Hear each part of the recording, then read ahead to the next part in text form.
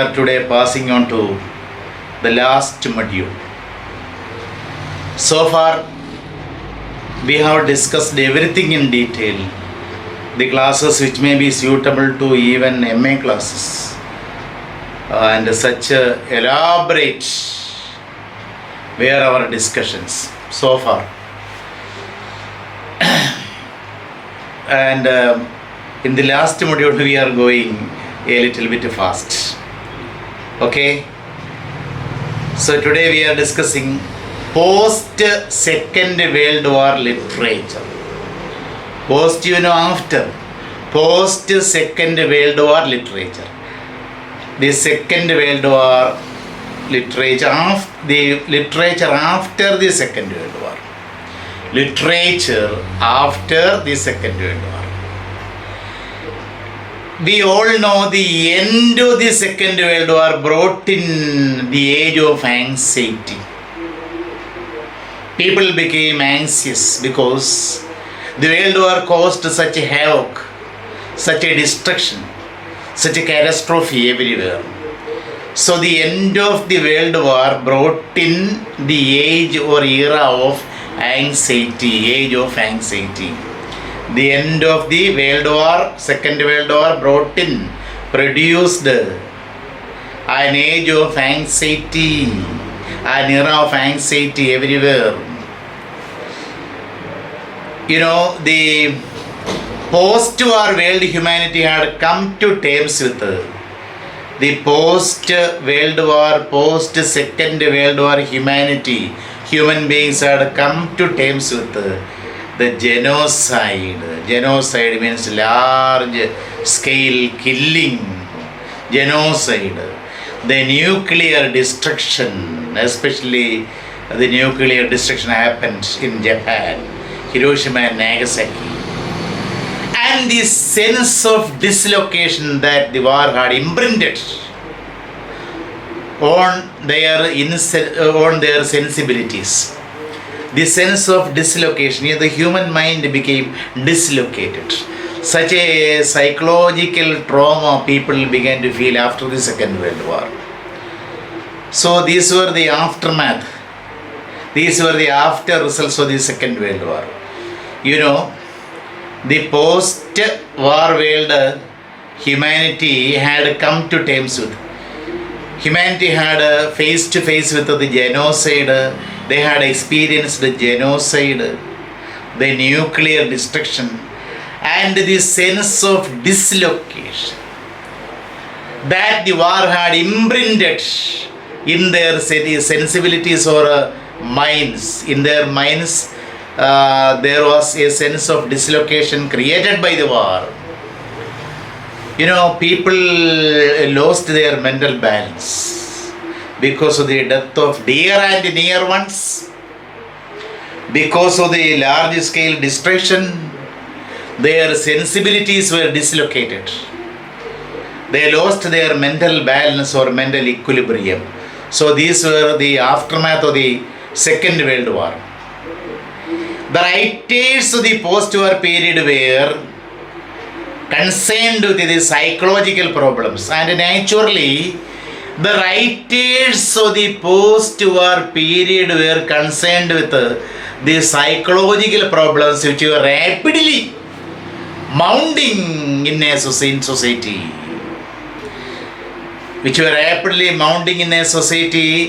Catastrophically, destructively altered by the war. What was the concern of the writers? The writers of the post-war period were concerned with the psychological problems.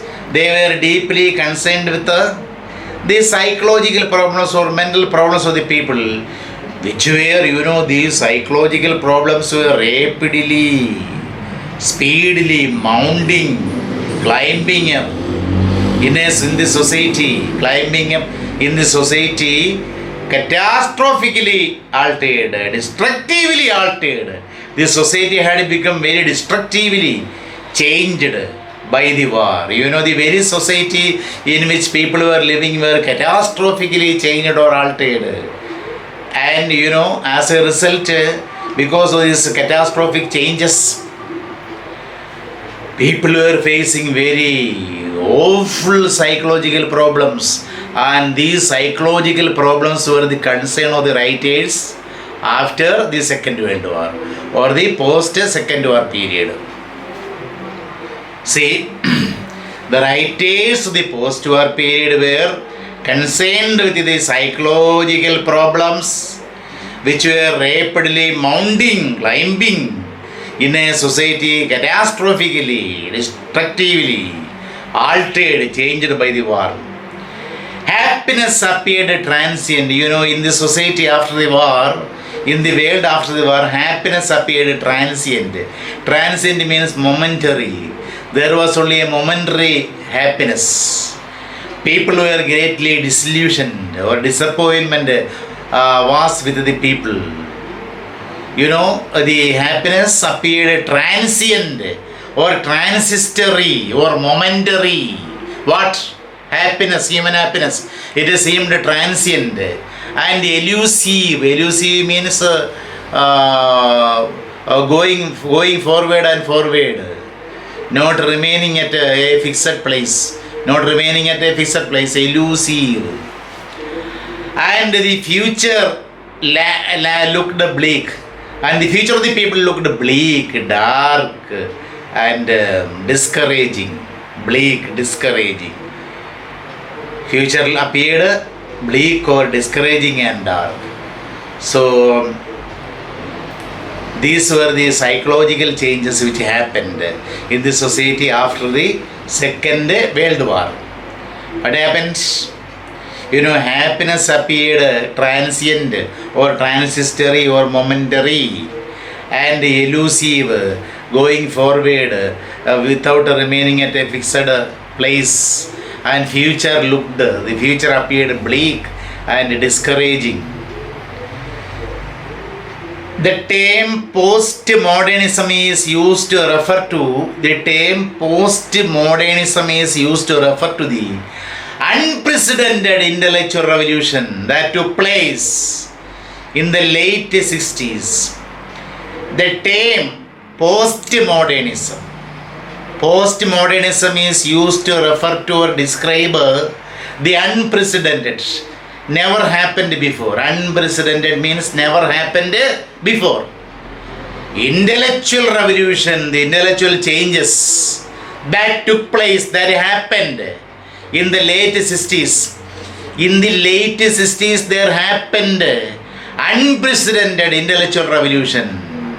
And this is what is post-modernism.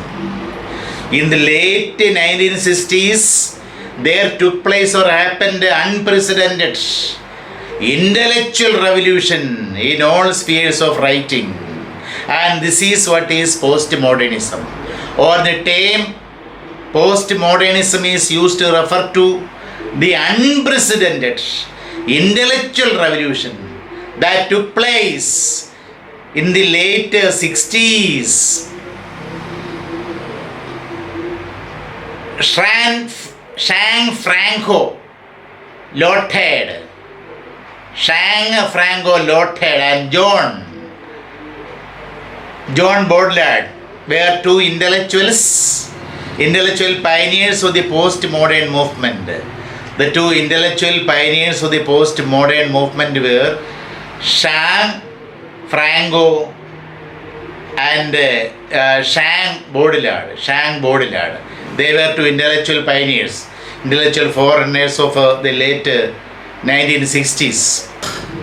We can say the post-modern movement was greatly influenced, greatly impacted by the advanced thinking, by the forward thinking of Roland Barthes, James Jacques Derrida, Michel Foucault, and also by the narrative modes of writers like Kurt Vonnegut, George Louis Borges, and Gabriel Garcia Marquez. So the post-modern movement was nourished by, or this movement was greatly influenced by the advanced thinking the progressive or forward thinking of James Jacques Derrida. James Jacques Derrida was an Algerian. Algeria is a place in North Africa. Algerian born French philosopher, best known for developing a form of semiotic analysis known as deconstruction. He is famous for developing a form of semiotic analysis known as deconstruction. You will study all these things in your last sum, sixth sum. What is semiotic? Semiotic simply means study of signs and symbols and their use. The study of signs, symbols and their use. So this is James Jacques Derrida. And Michel Foucault. Michel Foucault was a French philosopher, historian of ideas, political activist and a literary critic. Michel Foucault was a French philosopher, historian of ideas, political activist and a literary critic. Roland Barthes, you might have heard of him. Roland Barthes, a French literary theorist. Roland Barthes was a French literary theorist, essayist, philosopher, critic and semiotician.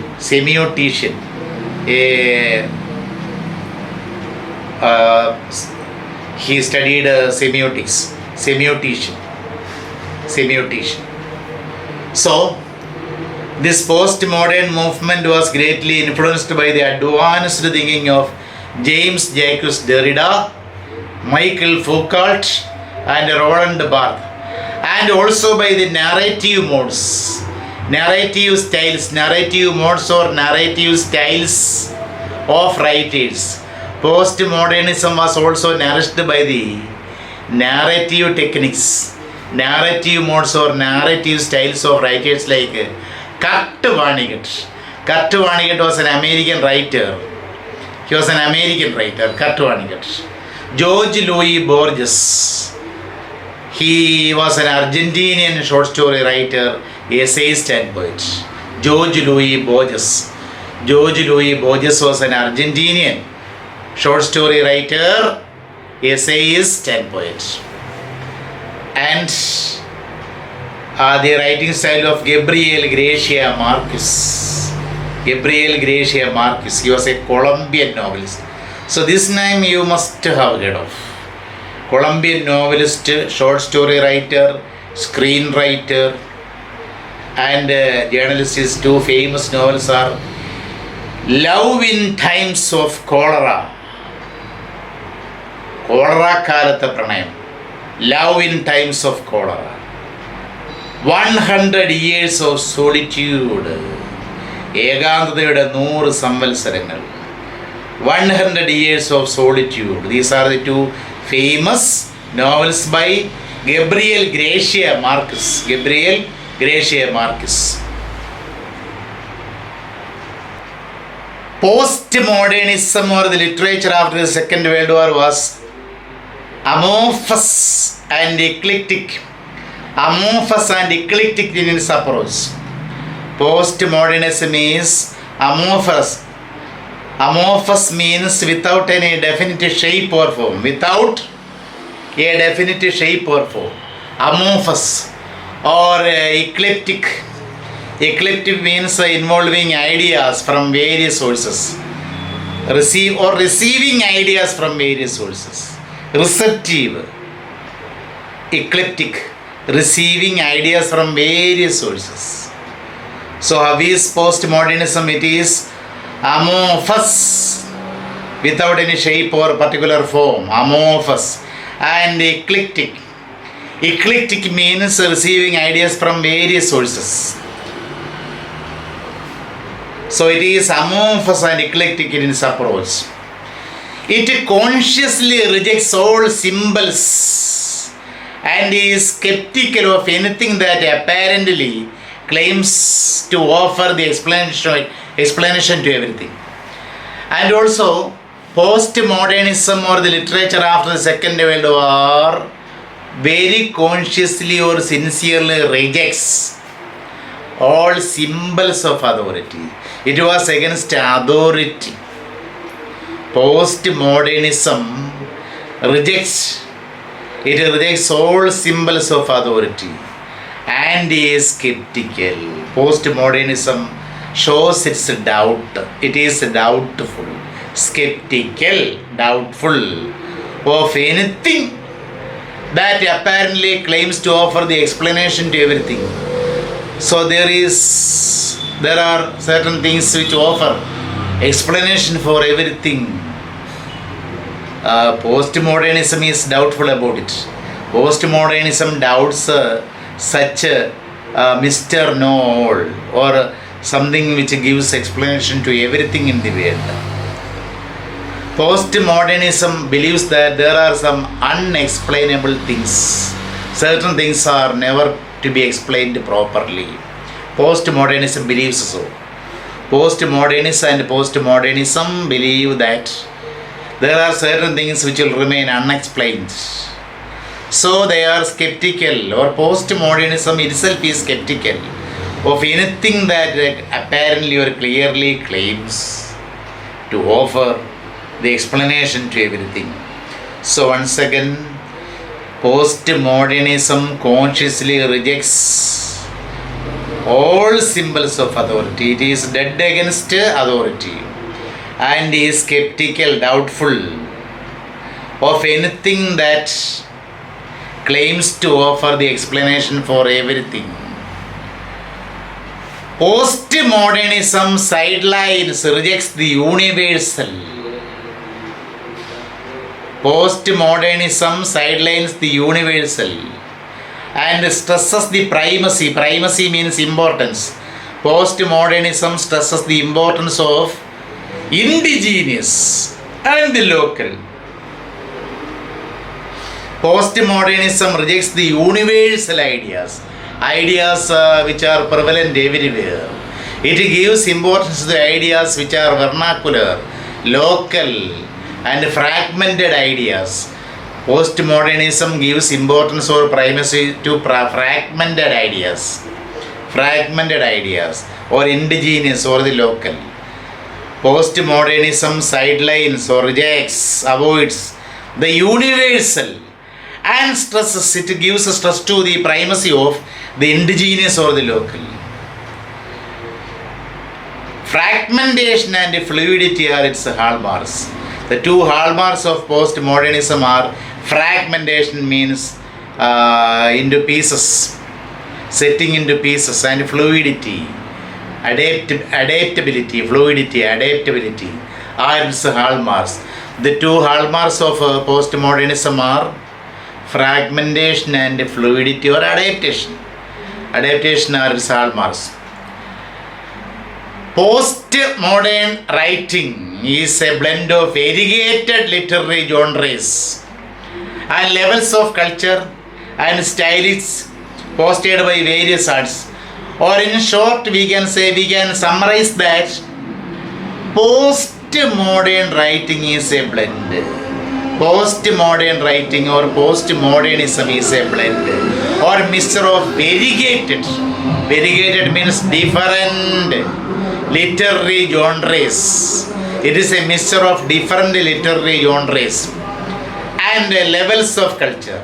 Literary genres and levels of culture and stylistics fostered by various arts.